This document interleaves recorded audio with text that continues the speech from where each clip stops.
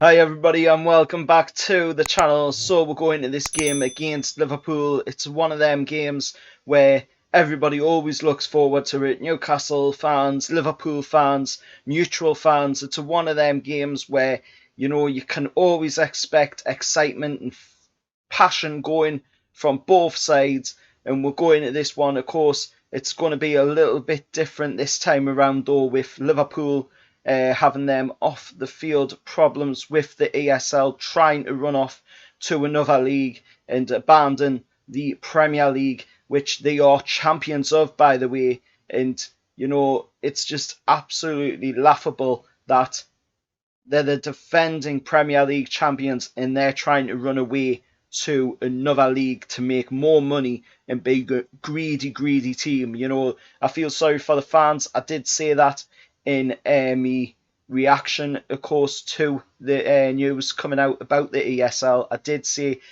I felt sorry for the fans of all the 6 clubs, the die-hard fans that wanted, just to support their team. Like us Newcastle United fans, just want to support their team, just want to see their team do good. And he has greedy owners coming in, trying to steal away their teams to make more money for their fat, deep pockets. And it's the same thing we've seen, at Newcastle with Mike Ashley for the past 14 years. It's got to stop in football and it's got to stop now. But anyway, enough about that. We're talking about the game against Liverpool on Saturday, 12:30 kickoff. And of course, we'll go into this one with the win against Burnley and the win against West Ham behind we. So we are looking for a third successive victory for the first time since November of 2018. So that is quite a while ago since we last picked up 3 successive wins in a row. And looking at Liverpool's team first going into this game, Jordan Henderson's going to be unavailable. Joe Gomez is going to be unavailable. Joel Matip and Virgil van Dijk are all going to be unavailable. Curtis Jones is a doubt as well for the game.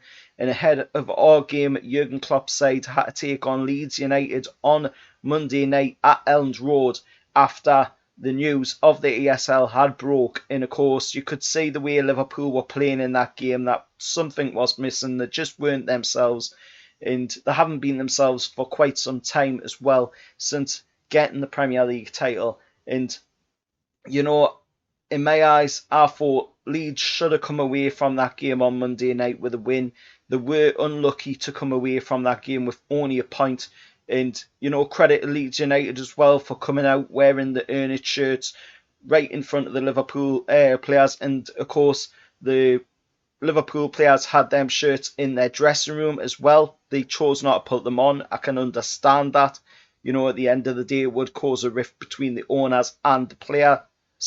And I can fully understand that. But, if you're against something, you've got to speak up. You've got to come out and say it. You can't sit back. You can't allow it to go on. And that's what the fans did. And they've spoke up. And, clearly that's worked in their favour. Clearly the owners have stepped down. All I'm going to say is, I wished Mike Ashley stepped down as fast as their owners did, because literally just 48 hours, and it was already collapsed. I wished it had been 48 hours and collapsed for Mike Ashley as the owner of Newcastle United, because these past 14 years have been absolute torture for us Newcastle United fans. Absolute torture. And we're only just somewhat getting to the end of it now, and we're still waiting on that arbitration case to see if we can get our takeover put through the door. And that's another thing as well, the whole takeover, why these teams wanted to run off and why they wanted to stop our takeover when they were going to run off. It makes you wonder. It really does. And all I can say is that it was through spite that they wanted to stop with takeover. But we're going to this game against the Liverpool side. Their record in their last 16 Premier League home games this season currently sits at 8 wins, 2 draws and 6 losses. And of course, they haven't been that good at Anfield.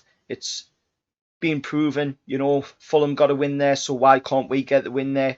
We're going to this one. Hopefully we can pick up the win. But looking at our side going into the game, Isaac Hayden and Jamal Lascelles remain sidelined. Fabian Shaw is coming back into training.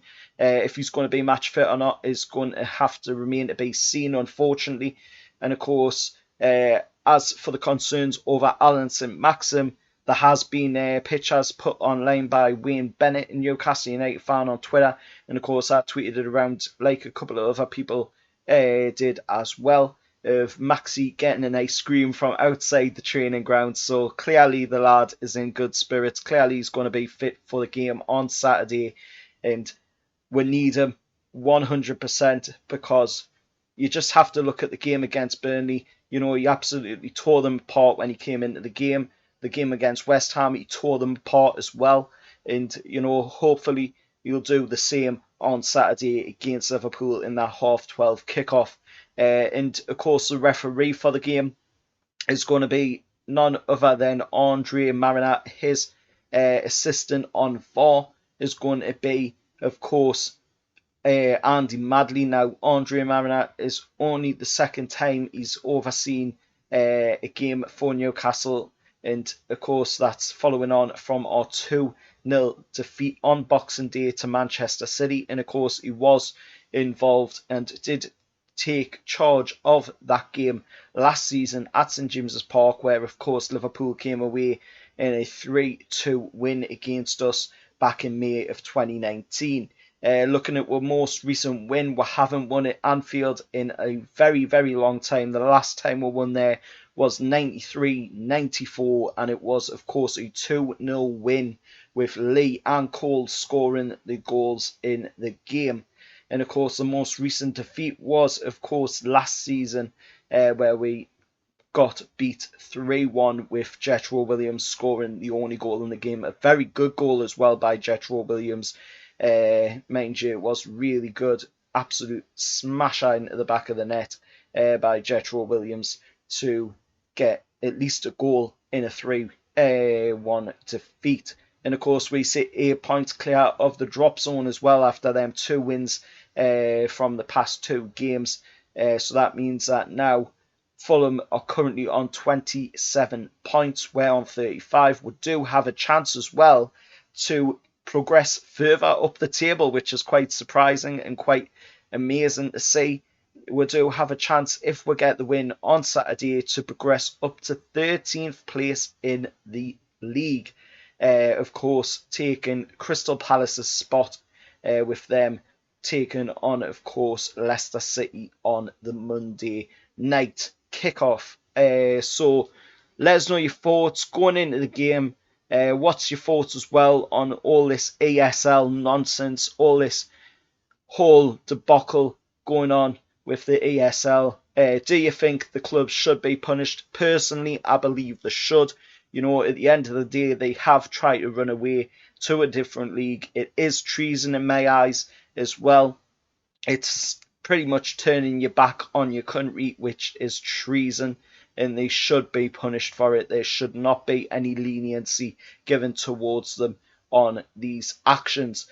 Just look at it from our perspective. If it was Newcastle, we would be relegated on the spot, as would any of the other 13 teams in the Premier League as well, outside of that so-called Big Six. Anyway, let us know your thoughts down in the comments below. As always, remember, like, share, subscribe to 100% Mags, and I'll see you all next time. However, lads.